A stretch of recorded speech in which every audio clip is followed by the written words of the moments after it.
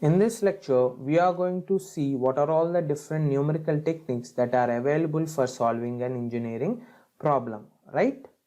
So, what are these methods? The first method is finite element method or FEM, and the second method is finite volume method or FVM. Then the third method is the finite difference method, which is also known as FDM, and the fourth method is called boundary element method, which is nothing but BEM. Please remember the terms FEM and FVM, FDM and BEM.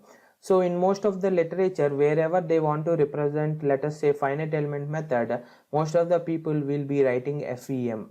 So you need to understand by seeing the term that they are referring to the finite element method. Likewise, it is the same with all the other types of numerical methods as well, right? So what is finite element method? So first thing we are going to do is we will try to understand this in the technical terms. So finite element method is nothing but a numerical method which is used for solving differential or integral equations. So what are we going to do? We are going to represent the system in the form of differential equations or integral equations.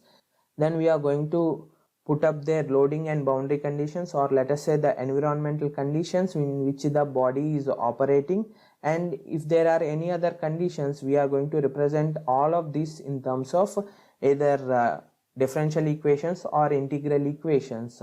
Now it will be very difficult for us to solve this differential or integral equations, so that is where the method of finite element comes in. So here what we are going to do is we are going to use the technique of finite element method, then simplify the entire problem and convert the entire problem into a system of equations rather than very huge differential or integral equations, and then we are going to solve this system of equations and we are going to find out a solution for the complex problem.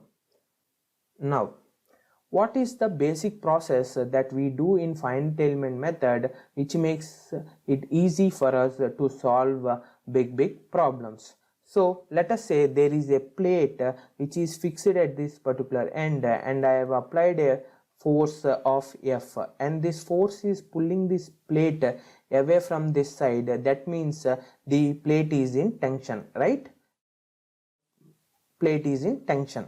Now what we are going to do is, instead of representing the entire system at once in the form of some differential equations, what we are going to do is we are going to convert this entire system into a number of small systems.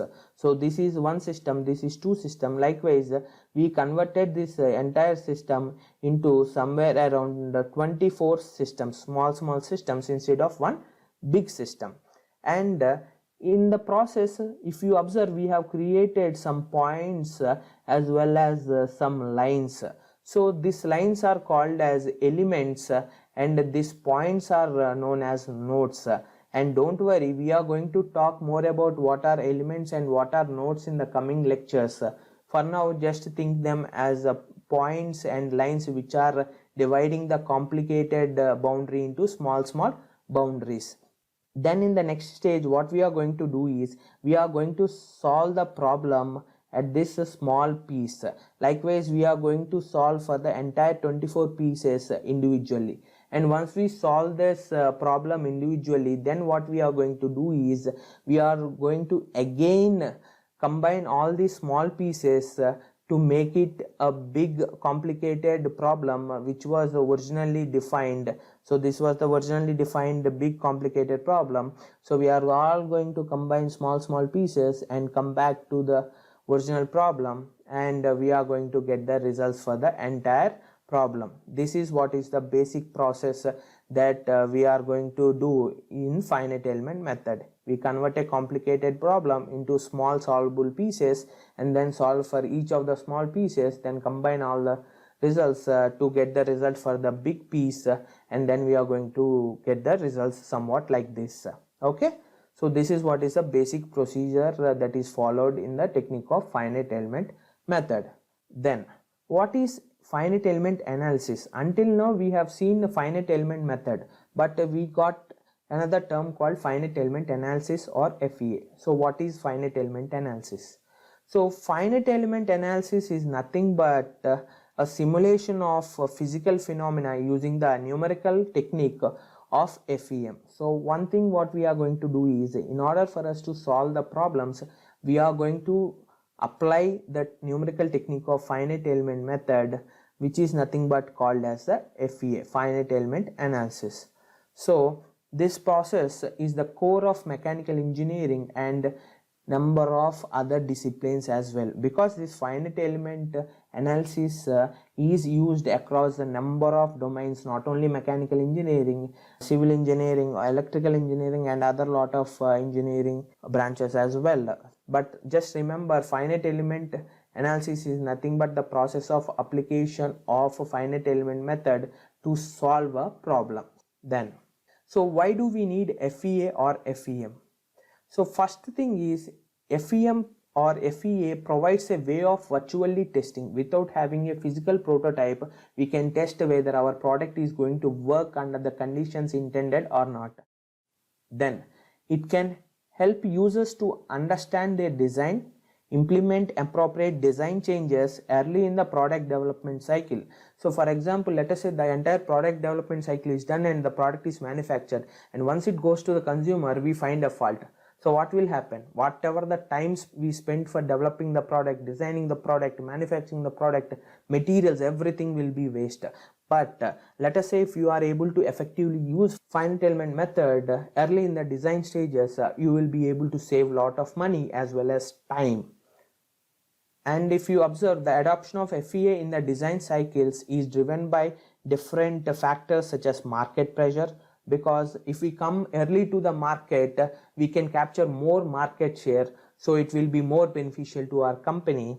And then it also helps us to make better products at a reduced cost as well as a reduced time to market. So these are different benefits of using finite element analysis or finite element method.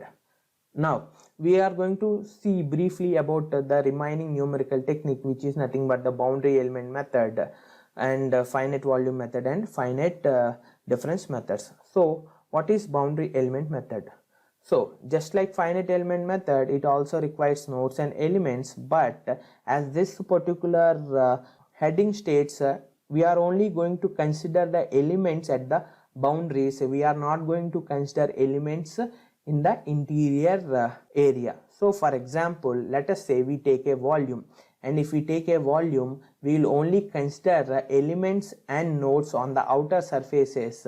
Interior volume will not be divided into elements and nodes. Okay, so for example, let us say if we take the area, so what will happen? Only the outer edges will be divided into elements and nodes, and the remaining interior area will not be affected when we perform boundary element method, right?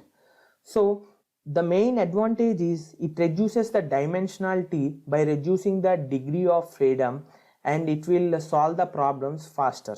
And the best application of boundary element method is for acoustic analysis and NVH analysis, or noise, vibration, harshness analysis, and this is one of the important analysis that is performed in aviation, aerospace industries, right? Then coming to the next method, which is nothing but the finite difference method.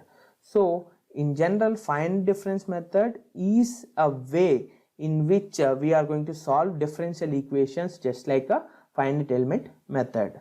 Then it uses Taylor series to convert the differential equations into algebraic equations. Okay, so it uses the technique of Taylor series expansion and converts the complicated differential equations into the simple algebraic equations. Then in the conversion process, what will happen? Higher order terms will be neglected. It is used in combination with either BEM or finite volume method to solve thermal and CFD problems. So CFD problems are nothing but the problems where we try to study how the fluids flow or how the fluids create drag and rest of other things that are all related to fluid mechanics, right? So this finite difference method is actually applied to lot of studies where fluids are involved. Okay, so for example, here you are able to see a simulation where the lungs are being simulated and how much air capacity is there for the lungs. This particular thing is being simulated using the technique of finite difference method, right? Then coming to the last method, which is nothing but the finite volume method. And remember, finite volume method is also one of the most important method and widely used method. This particular method is generally used to solve a number of CFD problems. So remember one thing, CFD problems are nothing but whatever the problems that are related to fluid flow, those can be solved using finite volume method, right? And the values are calculated at discrete volumes on a generic geometry. Instead of being calculated at nodes and elements, they will be calculated at generic points in the volume. So the unit volumes are considered, and then we are going to solve for the variable properties such as pressures, velocity, areas, mass, and etc. properties. Then it is based on Navier-Stokes equation, right?